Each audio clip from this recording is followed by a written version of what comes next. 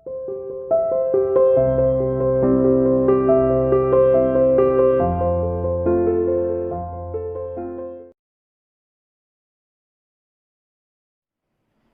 dear student, welcome to C International School online classes.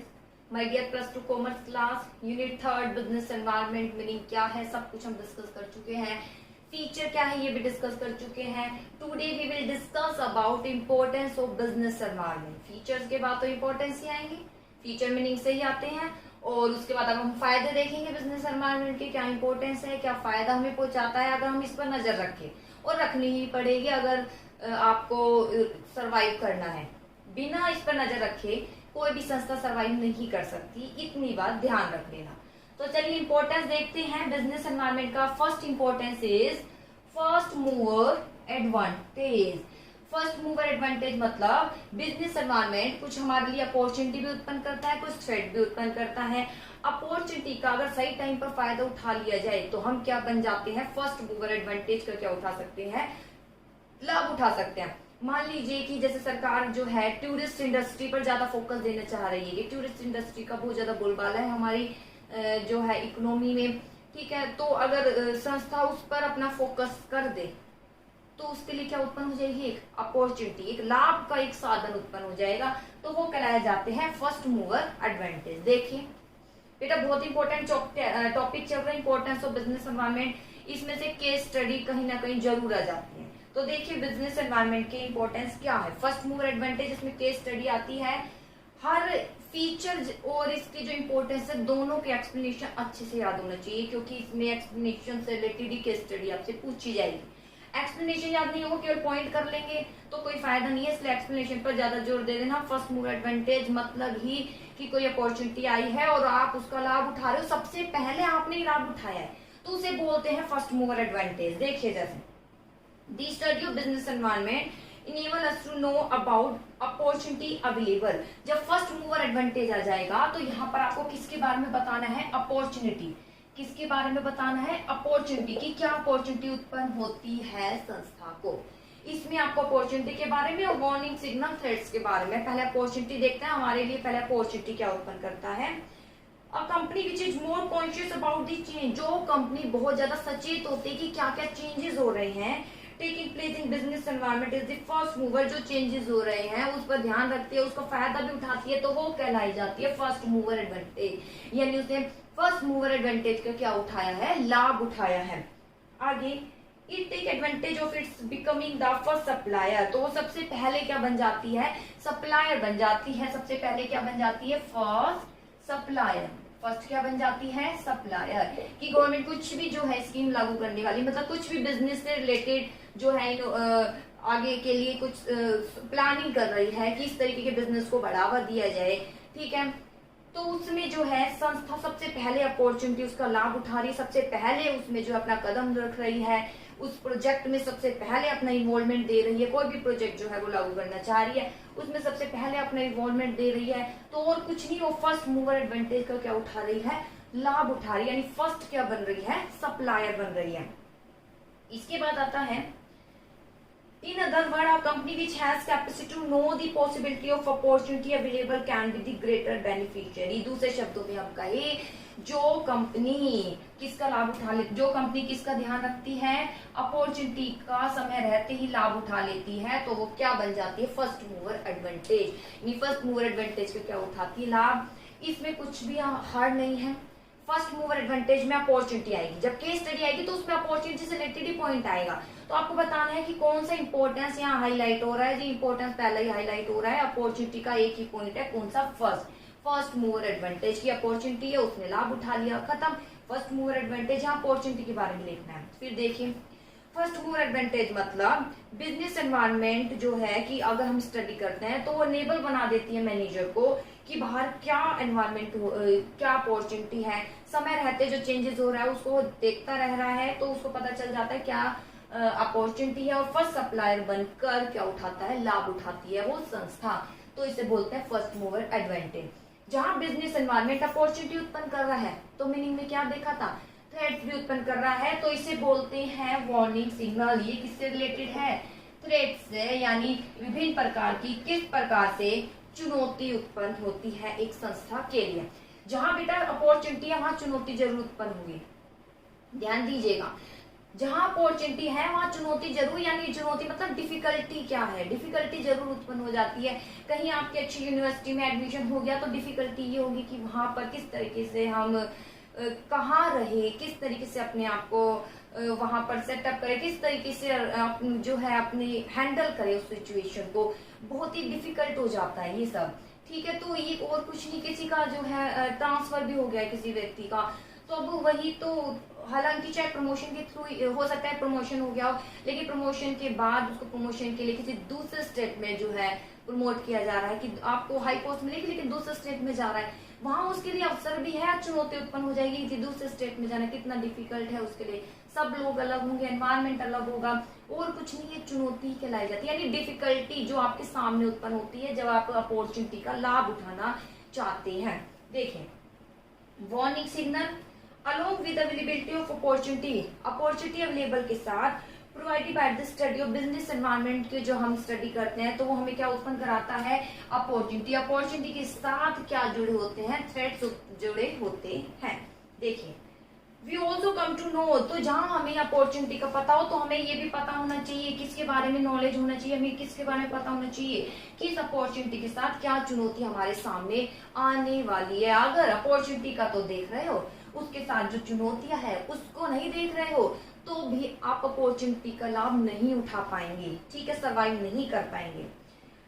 If the knowledge about threat is available in time, अगर चुनौतियों का available in time समय रहते ही पता चल जाए तो आप काफी हद तक क्या कर सकते हैं, उन चुनौतियों का सामना कर सकते हैं। लेकिन चुनौतियों का कब पता चलेगा, यानी डिफिकल्टी हमारे आगे क्या आ रही है उसको कब पता चलेगा, जब आप बाहर क्या करते रहेंगे, बाहर जो है एनवायरनमेंट की स्टडी करते रहेंगे। ठीक है, अपॉर्चुनिटी, अब स्कूल खुल जाएंगे तो स्कूल के लिए एक अपॉर्चुनिटी है, वापस जो है स्टूडेंट्स आना शुरू होंगे, चुनौती ये उत्पन्न हो जाएगी, बहुत से इंस्ट्रक्शन जरूर दिए जाएंगे स्कूलों को कि ये फॉलो करना है, भाई उनके लिए चुनौती उत्पन्न हो जाएगी किस तरीके से इस वायरस को जो है फैलने से हम बचाए, स्टूडेंट्स आएंगे उनको किस तरीके से प्रोटेक्ट करें, ये और कुछ नहीं, वहां चुनौती उत्पन्न हो जाएगी अवसर के साथ, इसे बोलते हैं चुनौती। ठीक है, आगे, if the knowledge about threats is available in time, अगर समय रहते ही पता चल जाए, effort can easily be made to face और सरमाउंट, यानी जीतना, तो हम उसको क्या कर सकते हैं, फेस कर सकते हैं। This is possible only by regularity studying the change taking place in the business environment, और यह तभी पॉसिबल है जब हम कंटिन्यू रूप से क्या कर रहे हैं, स्टडी कर रहे हैं, कंटिन्यू रूप से क्या कर रहे हैं, स्टडी कर रहे हैं, किसकी, जो चेंज हो रहा है बिजनेस एनवायरनमेंट में, तो हम आने वाले वार्निंग सिग्नल चुनौतियों का ध्यान रखेंगे, उसका सामना कर सकते हैं, अपॉर्चुनिटी का क्या उठा सकते हैं, लाभ उठा सकते हैं। तो ये बेटा सेकंड पॉइंट था। फर्स्ट पॉइंट अपॉर्चुनिटी से रिलेटेड है, सेकंड जहां अपॉर्चुनिटी है तो क्या उत्पन्न हो जाती है, कुछ चुनौतियां उत्पन्न हो जाती है, अगर चुनौतियों का समय रहते ही हमें पता चल जाए तो हम उसको क्या कर सकते हैं, सरमाउंट, यानी हम उसका सामना कर सकते हैं, फेस कर सकते हैं और आने वाले लॉस को कवर कर सकते हैं। और ये तभी कर सकते हैं, चुनौतियों का हमें तभी पता चलेगा जब हम कांस्टेंट क्या रखेंगे, आइज रखेंगे, चेंजेस को निरंतर रूप से देखते रहेंगे, बाहरी एनवायरनमेंट की स्टडी करते रहेंगे। इसके बाद आता है टैपिंग यूजफुल रिसोर्सेज, जहां रिसोर्सेज आ जाए, बेटा कहीं भी बुक में कहीं भी आ जाए तो एक लाइन तो आपको कॉमन लिखनी है, कौन कौन से रिसोर्सेज होते हैं संस्था में, ह्यूमन रिसोर्सेज और फिजिकल रिसोर्सेज। चलिए, an organization need a number of resources to carry on its business, संस्था को बहुत से रिसोर्सेज की जरूरत होती है, जिसमें कौन कौन शामिल है, मटेरियल, मशीन, मैन और मनी, यानी आप कह सकते हैं वही दो रिसोर्सेज, फिजिकल रिसोर्सेज और दूसरा कौन सा रिसोर्सेज है, ह्यूमन रिसोर्सेज। दो प्रकार के रिसोर्सेज की संस्था को जरूरत होती है। आगे, with the help of these resources good services are produce, और इन्हीं के माध्यम से, इन दोनों को ऐड करके ही गुड्स क्या की जाती है, प्रोड्यूस की जाती है, गुड्स क्या की जाती है, प्रोड्यूस की जाती है। फिर देखिए, संस्था में दो ही रिसोर्सेज होते हैं, मेन फिजिकल और ह्यूमन रिसोर्सेज, फिजिकल में मटेरियल, मशीन आ ही गया है, और इनके द्वारा ही गुड्स क्या की जाती है, प्रोड्यूस की जाती है। आगे, अब business get resources from the environment, और बिजनेस ये इनको कहाँ से प्राप्त करता है, ये रिसोर्सेज, ह्यूमन है, मटेरियल है, इको में पड़ा होगा बाहर से, मनी है, कौन देगा, बाहरी व्यक्ति, लैंड है, कौन देगा, बाहरी व्यक्ति हमें देगा, और जो लेबर है, लेबर भी कौन होंगे, वो भी बाहर से आएंगे। तो सारे ये हमें बाहरी व्यक्ति ही प्रदान करते हैं। जो गुड्स हम प्रोड्यूस करेंगे, और ये जो सारे रिसोर्सेज है हमें कहाँ से प्राप्त होते हैं, आउटसाइड द बिजनेस, व्यवसाय के बाहर से ही हमें प्राप्त होते हैं। आगे, अब business get resource from environment, environment से प्राप्त करता है इन रिसोर्सेज को। रॉ मटेरियल बाहर से एनवायरमेंट प्राप्त होते हैं, फिर संस्था में वस्तु बनती है, और फिर बिजनेस प्रोवाइड गुड्स, और इस गुड्स को सेम एनवायरमेंट को दे देता है। जैसे एक लेबर आ रहा है, वस्तु बना रहा है, और जो वस्तु बन रही है consuming fast moving consumer goods है, यानी कंज्यूमर गुड्स है, वो कंज्यूम कर सकता है, तो वो कहीं ना कहीं उसको खरीद रहा है। ठीक है, तो वो बनाने के लिए जो रिसोर्सेज बाहर से लाए जाते हैं, और जब वस्तु बन जाती है तो सेम एनवायरमेंट को क्या किए जाते हैं, वो प्रोवाइड किए जाते हैं। आगे, आई स्टडी बिजनेस एनवायरमेंट, पहला बिजनेस रिक्वायरमेंट ऑफ एनवायरमेंट। अब स्टडी करने से बिजनेस एनवायरमेंट की ये बता देता है रिक्वायरमेंट ऑफ, ये एनवायरमेंट को किसकी जरूरत है, and what can we make available to get it need fulfil. अब जब बिजनेस एनवायरमेंट, बाहरी एनवायरमेंट पर नजर रखेंगे तो इसमें वस्तु का बता देना, हमें ये पता चल जाएगा जो व्यक्ति है बाहर क्या चाहता है, कौन सी गुड्स चाहता है, तो उसी गुड्स का हम क्या करेंगे, प्रोडक्शन करेंगे। क्या चाहता है, क्या क्वांटिटी चाहता है, क्या क्वालिटी चाहता है वस्तु में, ये कब पता चलेगा, जब बाहरी एनवायरमेंट पर हम स्टडी करेंगे, रिसर्च करेंगे, फीडबैक लेंगे व्यक्तियों से, तब हमें पता चलेगा कि व्यक्ति क्या चाहता है, और कुछ ही वो एनवायरमेंट कहलाया जाता है बाहरी। ठीक है, What can it make available, और क्या जरूरत है, it possible to get resources from the business environment. इस प्रकार जो है यूजफुल रिसोर्स हो पाता है बिजनेस एनवायरमेंट, बिजनेस एनवायरमेंट का स्टडी करने से रिसोर्सेज का। देखिए, तो ये 3 पॉइंट बताए हैं मैंने, फिर एक बार रिपीट कर देती हूँ क्योंकि इंपॉर्टेंट है। पहला पॉइंट है first mover advantage. First mover advantage में क्या बताना है, बिजनेस एनवायरमेंट की स्टडी करने से हमें पता चल जाता है कि अपॉर्चुनिटी क्या अवेलेबल है एक संस्था के लिए, और सबसे पहले ही वो फर्स्ट सप्लायर बनकर कंपनी फर्स्ट मूवर एडवांटेज का क्या उठा सकती है, लाभ। खत्म, इसमें अपॉर्चुनिटी का बताना है और कुछ नहीं। अगला वार्निंग सिग्नल में आपको बताना है, जहां संस्था के लिए अपॉर्चुनिटी उत्पन्न हो जाती है तो अपॉर्चुनिटी के साथ कंपनी यानी क्या जुड़े होते हैं, कुछ थ्रेड जुड़े होते हैं। अगर संस्था समय रहते ही, इन टाइम समय रहते ही इन चुनौतियों का पता चल जाए, इन कठिनाइयों का पता चल जाए कि हमें क्या कठिनाई फेस करनी है, तो काफी हद तक वो लॉस को कवर कर सकती है और अपॉर्चुनिटी का अच्छे से क्या उठा सकती है, फायदा। लेकिन कब होगा ये, जब वो कांस्टेंट रूप से बाहरी एनवायरनमेंट की क्या करती रहेगी, स्टडी। अगला, जब बाहरी एनवायरनमेंट की स्टडी करेगी तो रिसोर्सेज का भी कैसा प्रयोग होता है, बढ़िया। संस्था में 2 ही रिसोर्सेज हैं, ह्यूमन रिसोर्सेज और फिजिकल रिसोर्सेज, और इन्हीं के माध्यम से गुड्स क्या की जाती है, प्रोड्यूस की जाती है। और ये सारे रिसोर्सेज कहाँ से आते हैं, आउटसाइड, बाहर एनवायरनमेंट ही एक संस्था को प्रोवाइड करता है, और फिर संस्था वापस वस्तु प्रोड्यूस करके इन्हीं एनवायरनमेंट को क्या कर देती है, दे देती है। अब मैनेजर क्या करता है, बाहरी एनवायरनमेंट की स्टडी करने से उसको ये पता चल जाता है कि बाहर व्यक्ति की नीड्स क्या है, क्या चाहता है वस्तु में, उसी वस्तु का प्रोडक्शन किया जाता है। इस प्रकार रिसोर्सेज का क्या हो जाता है, अच्छा प्रयोग। बिजनेस एनवायरनमेंट एक बेटर प्रयोग करने में क्या करता है, हेल्प करता है, किसकी, संस्था की। अगला पॉइंट देखिए, ये थे बेटा 3 पॉइंट। आई होप आपको क्लियर हो गए होंगे। अच्छे से इसकी स्टडी करना नहीं समझ आए तो आप प्लीज मुझे व्हाट्सएप पर मैसेज जरूर कर सकते हो। टॉपिक बहुत इंपॉर्टेंट चल रहा है, इसमें से केस स्टडी बहुत आती है। चलिए अगला देखते हैं, कॉपिंग विद रैपिड चेंज, क्योंकि बार बार चेंज होता रहता है, आपने देखा है फीचर में, कॉपिंग विद रैपिड चेंज।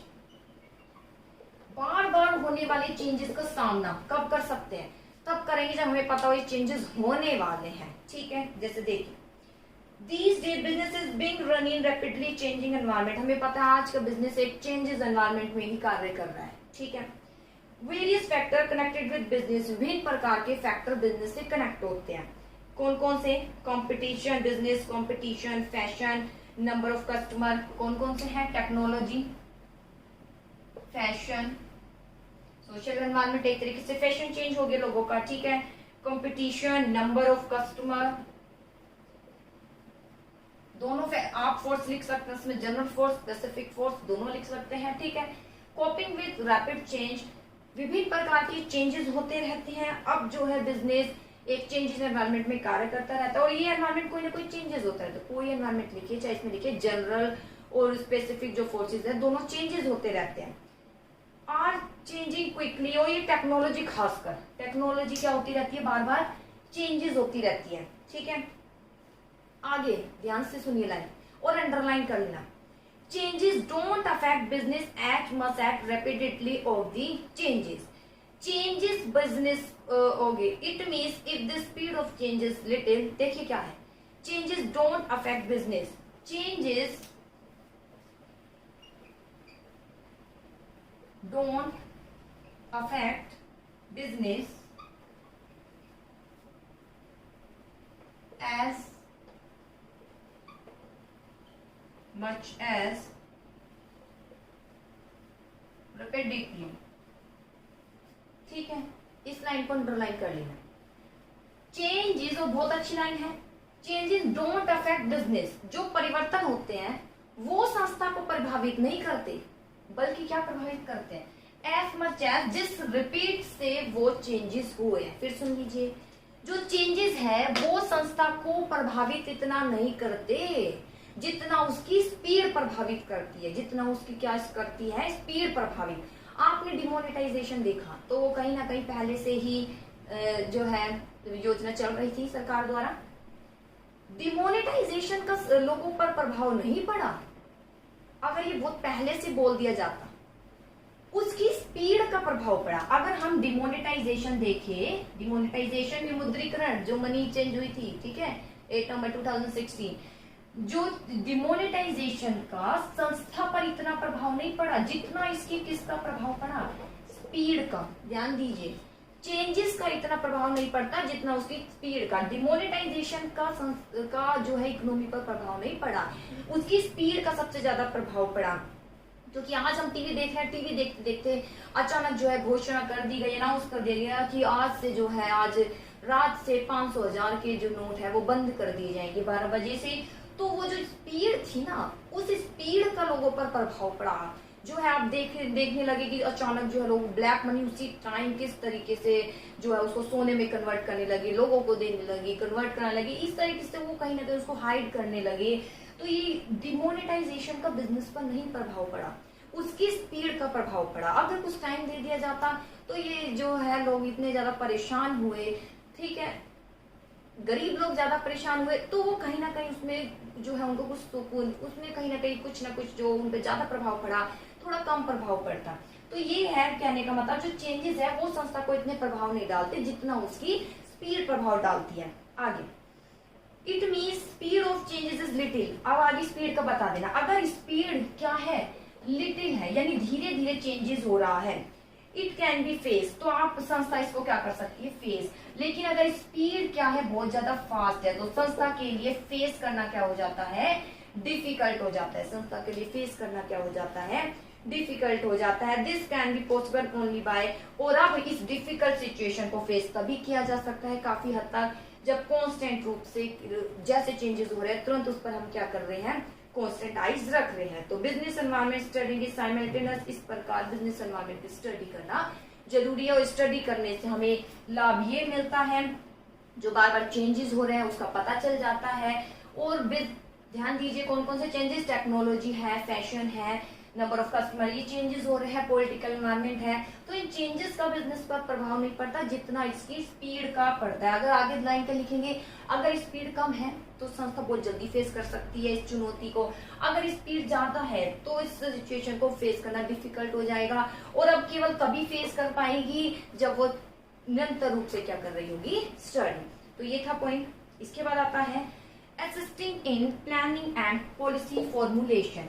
बेटा इसी के अकॉर्डिंग जब बिजनेस एनवायरनमेंट की आप स्टडी कर रहे होते हैं तो हमें कुछ अवसर मिलते हैं, अवसर के अकॉर्डिंग ही आप अपनी संस्था में क्या बनाएंगे, प्लानिंग एंड पॉलिसी। असिस्टिंग यानी बनाने में, क्या बनाने में, planning and policy, formulation. Planning and policy formulation देखिए क्या है, The knowledge of business environment present the base for planning and policy। अगर बिजनेस एनवायरनमेंट का हमें पता हो क्या चेंजेस हो रहे हैं, उसके अकॉर्डिंग हम क्या कर सकते हैं, अपनी प्लानिंग बना सकते हैं और क्या कर सकते हैं, पॉलिसी। प्लानिंग पॉलिसी सब कुछ मैं बता चुकी हूँ। फॉर एग्जाम्पल, जैसे एक एग्जाम्पल दिया है आईटीसी होटल, आईटीसी सुना है? आईटीसी होटल जो है ये हमारा ये इंडियन है, इंडियन जो है आईटीसी मैन्युफैक्चरिंग ब्रांड है इंडियन। इसकी फुल फॉर्म जो है, शुरुआत में जब ये स्टैब्लिश हुआ था तो 1910 में हुआ था, ठीक है। तो तब इसका नाम था इंपेरियल टोबैको कंपनी, ठीक है। आईटीसी ये इंडियन टोबैको कंपनी के नाम से जानी जाती थी जब ये 1910 में, इस इंपेरियल टोबैको कंपनी के नाम से जानी जाती थी जब 1910 में ये स्थापित हुई थी। हमारे इंडियन ब्रांड है, ठीक है। आईटीसी इंडियन कंपनी है, जो भी ब्रांड ये लॉन्च करती है वो सब इंडियन है। ये आईटीसी हमारी इंडियन कंपनी है, ठीक है। तो 1910 में ये स्टैब्लिश हुई थी। कलकत्ता में इसका क्या है, जो कलकत्ता है, कलकत्ता में इसका हेडक्वार्टर, ठीक है। तो 1910 में इसका नाम था इंपेरियल टोबैको कंपनी। उसके बाद 1910 के बाद 1917 में इसका नाम चेंज करके इंपेरियल के स्थान पर इंडियन टोबैको कंपनी बना दिया गया। सबसे पहले ये तंबाकू की कंपनी थी, सबसे ज्यादा इसका यही प्रोडक्शन होता था शुरुआती दौर में। 1910 में इंडियन टोबैको कंपनी या इंपेरियल टोबैको कंपनी यानी तंबाकू का उत्पादन करती थी। उसके बाद धीरे धीरे ये 1970 के तक आने तक इसका नाम चेंज कर दिया गया इंडियन टोबैको कंपनी। अभी केवल तंबाकू तक सीमित नहीं रही, इसने अपना प्रोडक्शन बढ़ा दिया। अभी fast moving consumer goods, fast moving consumer goods का उत्पादन करती है। इसके बाद मैं बताना चाहूंगी 1970 के बाद 1974 में अब इसका नाम इंडियन टोबैको कंपनी, वैसे full form Indian tobacco company है, अब पहले इंडियन टोबैको कंपनी ही पूरा बोला जाता था, लेकिन अब ये किसके नाम से जानी जाती है, आईटीसी।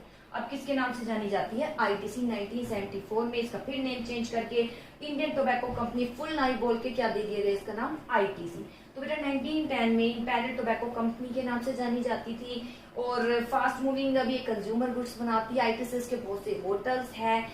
कंज्यूमर गुड्स आप सनफीस्ट खाते हैं वो आईटीसी का है, आशीर्वाद आटा लेते हैं वो आईटीसी का है, ठीक है। आईटीसी बेटा ऊपर लिखा होता है, आप देख सकते हैं। वेवल ये आईटीसी का है, मिंटोज ये आईटीसी का है, ठीक है। बिंगो खाते हैं ये आईटीसी का है। बहुत से जो प्रोडक्ट है ये सारे किसकी हैं, आईटीसी के हैं, ठीक है। आईटीसी ऊपर बेटा लिखा आता है आईटीसी। क्लासमेट, क्लासमेट देखा होगा आपने, नोटबुक जब लेते हैं उस पर क्लासमेट लिखा होता है, वो और कुछ नहीं, आईटीसी जो इंडियन टोबैको कंपनी है उसके ही प्रोडक्ट है क्लासमेट, ठीक है। तो ये सब इंडियन है, इसको जरूर परचेज कीजिए, ठीक है। इंडियन की इकोनॉमी को आगे बढ़ाइए। तो देखिए आईटीसी का एग्जांपल हम ले रहे थे। आईटीसी ने क्या देखा, आईटीसी होटल ने डिसाइड किया कि मैनी न्यू होटल अब्रॉड और इंडिया दोनों में स्टैब्लिश किए जाए आफ्टर अ केयरफुल स्टडी। बाहरी में भी जो है इसका बोलबाला है आईटीसी का, बाहर भी होटल है, इंडिया में भी है।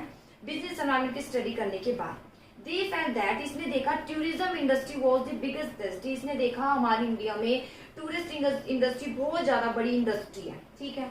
Its future was particularly bright in India. इसने देखा जो टूरिज्म इंडस्ट्री है उसका फ्यूचर वो बहुत ही बड़ी इंडस्ट्री है और उसका फ्यूचर हमारे इंडिया में बहुत अच्छा है।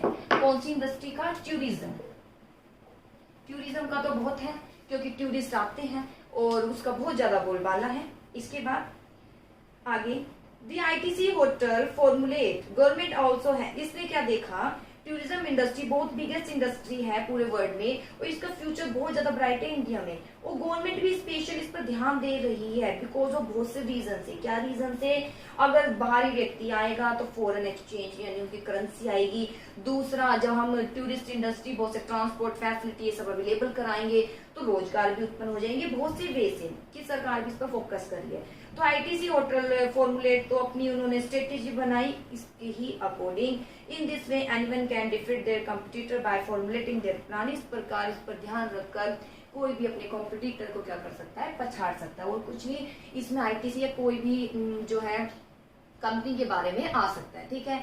आईटीसी जो इंडियन टोबैको कंपनी आईटीसी कह सकते हैं, फास्ट मूविंग कंज्यूमर गुड्स बनाती है, होटल्स है इसके। तो इसने देखा टूरिज्म इंडस्ट्री का इंडिया में बहुत अच्छा बोलबाला है और सरकार भी इस पर क्या कर रही है, फोकस कर रही है।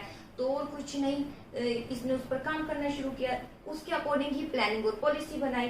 तो ये कहलाई जाती है बिजनेस एनवायरमेंट की स्टडी करने से हम क्या कर लेते हैं, प्लानिंग और policy. Last, improvement in performance. Last क्या है? Improvement in performance. Improvement in performance में देखिए, in every organization study of business environment has an important role as far as performance is concerned। हर एक ऑर्गेनाइजेशन में business environment का महत्वपूर्ण role है, उसके अकॉर्डिंग ही परफॉर्मेंस होती है। Those organization which keep, underline कर लेना, वह ऑर्गेनाइजेशन जो कांस्टेंट आइज रखती है और एनालाइज करती है, definitely win the race remain alive for a long time. तो कांस्टेंट जो आइज रखेगी वो लॉन्ग टाइम तक क्या रहेगी? जीवित रहेगी। जो कांस्टेंटाइज रखेगी वही संस्था लॉन्ग टाइम तक जीवित रहेगी। दूसरे शब्दों में कहें, organization who don't care about it can not remain steadfast and टिके रहना इन द मार्केट। और जो इस पर ध्यान नहीं रखेगी वो स्टेडफास्ट, वो जो है संस्था, जो मार्केट है, मार्केट में टिक नहीं सकती, जो कांस्टेंट आइज नहीं रखेगी। इसमें यही बताना है, ठीक है। which don't care about and like वो क्लोज डाउन हो जाएगी। कैन बी सेफली इस प्रकार कहा जा सकता है, organization can improve with present as future with the help of study. इस प्रकार संस्था अपना प्रेजेंट परफॉर्मेंस और फ्यूचर परफॉर्मेंस को सेफ रखती है कांस्टेंट आइज रखकर। तो ये था। फिर देखिए, सबसे पहले पॉइंट था कि फर्स्ट मूवर एडवांटेज, जो भी एडवांटेज आ रहा है, अपॉर्चुनिटी, उसका लाभ उठाना फर्स्ट। थ्रेड्स में उसके साथ कुछ चुनौती उत्पन्न होती है, उसका सामना करना। थ्रेड्स यूजफुल रिसोर्सेज में कि ये एनवायरनमेंट ही हमें रिसोर्सेज देते हैं और हम वापस प्रोडक्ट बना के इनको देते हैं। तो इसकी स्टडी करने से हमें पता चल जाता है व्यक्ति क्या चाहता है, वही प्रोडक्ट बनाते हैं। कोपिंग विथ रैपिड चेंज, ये एनवायरनमेंट में चेंजेस का संस्था पर इतना प्रभाव नहीं पड़ता जितना इसकी स्पीड का। तो इसी के अकॉर्डिंग हम क्या बना लेते हैं? प्लानिंग और पॉलिसी। परफॉर्मेंस भी इसी के अकॉर्डिंग होती है हमारी, कि हम बंद है होने वाली संस्था या लंबे समय तक। जो संस्था कॉन्स्टेंटाइज रखेगी लंबे समय तक चलेगी, ये लिख देना। जो कॉन्स्टेंटाइज नहीं रखेगी वो मार्केट में नहीं टिक पाएगी और क्लोज डाउन हो जाएगी। इस प्रकार प्रेजेंट और अपने फ्यूचर को सेफ रखती है एक संस्था। कैसे? बिजनेस एनवायरनमेंट की स्टडी करके। बिजनेस एनवायरनमेंट की स्टडी करने से जो संस्था की परफॉर्मेंस में क्या आती है? इम्प्रूवमेंट। आई होप टॉपिक समझ आया होगा। डिफिकल्ट है थोड़ा सा, लेकिन एक्सप्लेनेशन आपको अच्छे से करना है। कोई दिक्कत हो तो पूछ ही सकते हैं आप। ओके बेटा।